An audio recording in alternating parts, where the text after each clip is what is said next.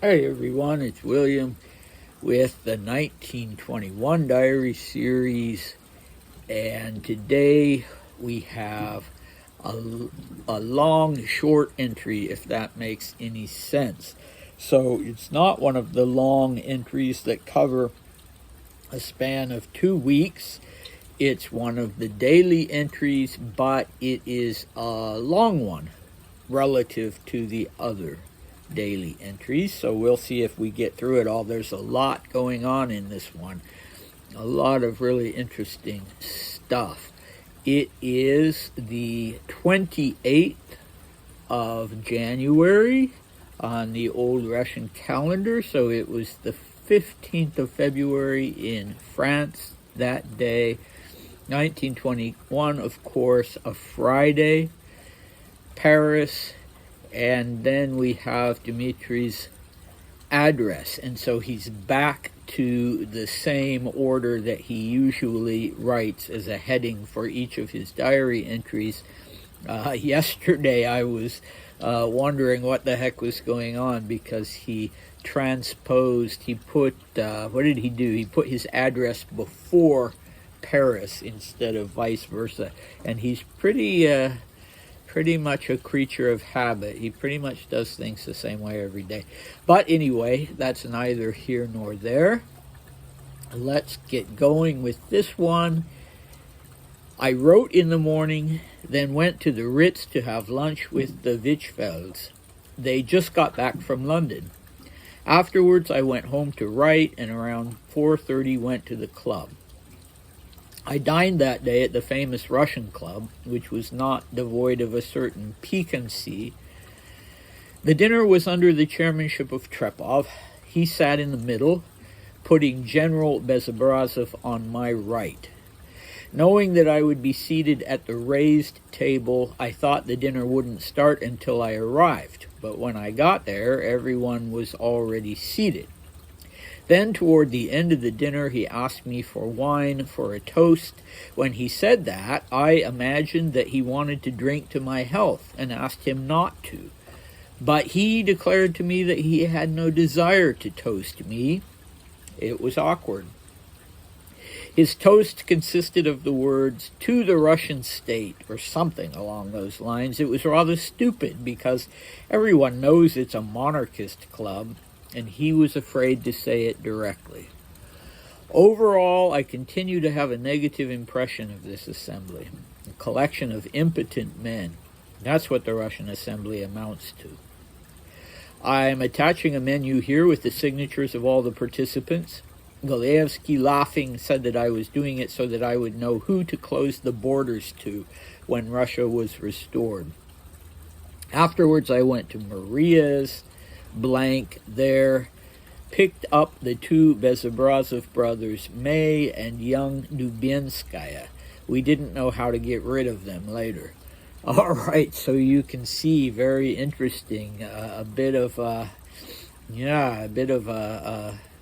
what's the word? A bit of an insult to Dmitri, I guess. A reminder that even though he was among monarchists, he's still not on the level quite that a Grand Duke was in Imperial Russia.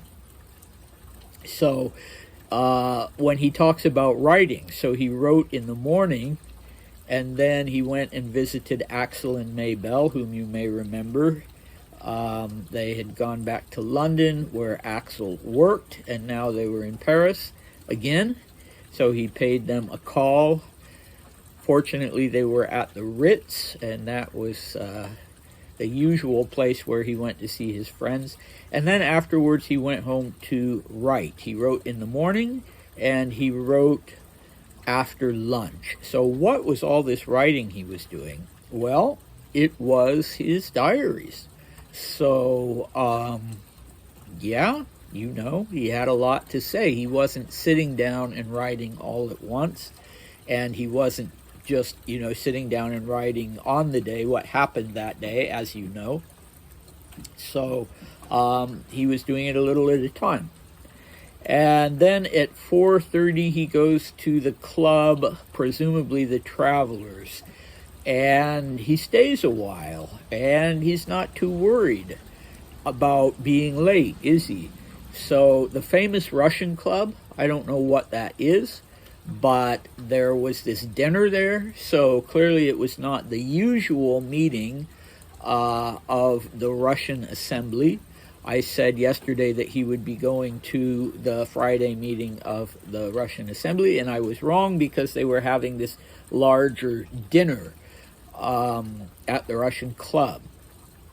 And as I say, Dmitri was apparently not concerned about getting there on time because he's a Grand Duke and he's going to be seated at the raised table as one of the main figures at the dinner, an honored guest, and so he figures they're not going to start without him. But they do. So that was a little rude on his part to, to have been okay with keeping them waiting. If he'd been correct and they didn't want to start the dinner until the Grand Duke arrived, then yeah, that was a little rude of him to think that it didn't matter what time he got there. So when he gets there, they're already seated. So that is affront number one. Affront number two is this whole issue with the toast. So he just assumed that as royalty, as the Romanov present, they would be toasting him. They would be drinking to his health. And he misunderstands when Trepov asks him for the wine. I guess Trepov just wanted him to hand him the bottle that was on the table. Because, there weren't footmen standing behind all of them, as there would have been at a dinner in a palace in Imperial Russia. So he pretty much asked Dmitri for the wine, and Dmitri misinterpreted that to mean that Trepov was going to raise a toast to him, and he asked Trepov not to do it, and then Trepov, apparently rather rudely himself, made some comment along the lines that, oh, I don't want to toast you. That wasn't what I intended. It was awkward, Dmitri writes. Yeah, I guess so. I guess that would be awkward. Yeah, I hope it never happens to me, even though I'm not a Grand Duke, that I'm at a dinner and I think for some reason that people are going to toast me and say, oh, no, don't do that. And then they say, oh, toast you? Whatever made you think we were going to do that? Okay, so this had happened once before to Dmitri when he was at a dinner with the Sultan of Egypt, a big dinner with multiple guests in Cairo, and he had assumed that after they toasted the Sultan, they would be toasting him as another royal present. And when they didn't toast him on that occasion, he kind of had his nose out of joint. He was quite affronted or insulted, and this time it doesn't seem like he is so much, I mean, yeah, okay, it's unpleasant, it's awkward, but he seems to sort of be able to take it in stride and not say, well, how dare they, in his diaries, which is basically what he said when he was back in Egypt. And I wonder if the tension between him and Trepov is more, more overt than Dmitri realized, because Dmitri has been, complaining about Trepov for some time now, about how Trepov just wants to think about restoring Russia exactly as it was in the past, and Dmitri rightly points out that just would not be possible. That's just not feasible. And so he's been complaining about Trepov in his diaries, and maybe he was complaining to Trepov to other people. and maybe it got back to Trepov. I don't know. That's speculation on my part. It is a monarchist group, after all, so it is a bit surprising that Trepov would not only snub Dmitri in that way, but then would say, "Oh, I don't want to drink to your health." So anyway, what toast does he make? Well, Dmitri is not being precise. He just says it was to the Russian state or something along those lines, which is rather stupid because everyone knows it's a monarchist club or a monarchist group, but Trepov was afraid to say it openly. So this wasn't, as I said before, this wasn't the meeting of the Trepov group of the Russian Assembly. You know, it sounds like there were spouses there and things like that, and maybe some guests that weren't necessarily monarchists, and so he was afraid to say it directly. So he says something like to the Russian state. So that makes me think of the video series I'm doing, the Romanov Dynasty of Russia, and just in the last one that I posted this Monday, talking about how Peter the Great wanted to change the whole mindset in Russia so that service was to the state and not to the ruler personally. So this is a very Petrine toast that Trepov is making, and ordinarily I think Dmitri would approve of that because he's of the mind, or at least has been in the past, to put the state and the people first. But yeah, he's having a bad evening in relation to Trepov. And then he complains in his diary that the Russian Assembly is just a collection of impotent men. And I don't know if impotent would have the same implication as it would in English, that they're not only incapable of doing anything, but it's also sort of a slur on their masculinity, kind of a double entendre. I don't know if it would have that same dimension in Russian, because it is the word, they have the word impotent in Russian, so it's the same word that you have in English. So anyway, yeah, either way, it's saying the same thing. It's saying these are a bunch of do-nothings, or people that are not capable of doing anything, of acting. And he may well be right about that. So then Dmitri had this habit. It wasn't just on this occasion.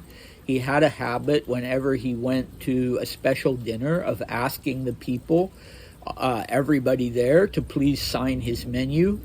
A rather charming habit. And then he would attach these menus to his diary, so there are several of them, and whoever was doing the microfilm photographing at Harvard, at the Houghton Library there, would take all the photographs and all the photographs and the menus and the various other things that Dmitri put in the diaries, and would photograph those separately, and those photographs are all at the very end of the microfilm reels, and I've been reluctant to go all that way, because if I accidentally went too far and the microfilm went off the spool, then it would be a Herculean effort to get it all by hand back on the spool again. But anyway, I have to do that at some point. I have to do that so I can digitalize them. And I'm really curious to see who was at this dinner. So that is a motivation for me to go and do that. And if I do that, I will, of course, share that information. Okay, so from there, so Golievsky, who's very much Dmitri's friend, laughs and is part of, specifically about Dmitri's little a member of Dmitri's own little group, the Information Bureau. He, is sort of nudging him and laughing and saying, "Aha! I know why you want everybody's signature. It's so that you'll know who to close the borders to when you are the ruler of Russia." So a little joke between the two of them. But Golaevsky, perhaps not realizing that Dmitri always, when he goes to a dinner like this, always asks people to sign his menu. Although it does bring up an interesting thought, returning to the subject of intelligence and whether Dmitri was either an asset or an agent for the British or the American intelligence services. The CIA and the OSS, and none of those existed at that time. So I think it was mainly through attachés at the embassies that they were gathering intelligence. But if he actually was an agent, he could have given them or shown them that menu, not given it to them, but let them copy it. But yeah, probably not. That's just speculation on my part, because as I said, he always did this. This was simply his habit. Okay, so then after the dinner is over, he goes to his sister's house, and there's a blank word there, but it sounds like these two young men, the two of the Bezobrazov brothers, and May and young Dubinskaya, so people who were at the dinner, the younger set who were at the dinner, it sounds like they sort of more or less invited themselves. And when Dmitri says picked up, it's not like he stopped by their house to give them a ride somewhere. It's like, he sort of picked up this extra, as he was going along, picked up this extra contingent of people who ended up going with him to Maria's. And once they were there, he and Maria did not know how to get rid of them, because apparently they stayed late, and they were welcome at first, but then as the night wore on, he and Maria couldn't figure out how to politely ask them to leave. So let's talk about General Bezobrazov, who was seated to Dmitri's right. So he was a man in his 60s at that time, General Vladimir Mikhailovich Bezobrazov, and he had been a member of Nicholas II's suite and also the commander of the Guards Corps during the First World War. So he was very much in the monarchist camp and someone whom Dmitri knew in Russia. He had 9 children, and among those children were 3 sons and 6 daughters. So 2 of these sons, the sons were Mikhail, Vladimir, and Georgy, and 2 of the 3 were tagging along to Maria's place. Young Dubinskaya, so a woman, I don't know who she was, and then May Dubasova, the aspiring actress who was also a friend of Dmitri's. Yeah, so that's it for this diary entry. Boy, the next few days will be packed. I should say not the next few of my days, but the next few of Dmitri's days will be packed with both social and political activity, and so very much worth returning for. And as soon as we're finished with those, so it's the 28th, we're going with the short entries, we're going through the 31st, and then we're going to dive into another one of the long entries, and Dmitri will be writing it in Denmark, in Copenhagen. So that will be interesting. He's making a trip there, and I won't talk about why or who he sees while he's there. So, yeah, come back for that. Well, in the next few days also for the rest of the short diaries. As I say, they're packed with interesting things, and you'll definitely want to hear those. So I'll see you next time. Bye.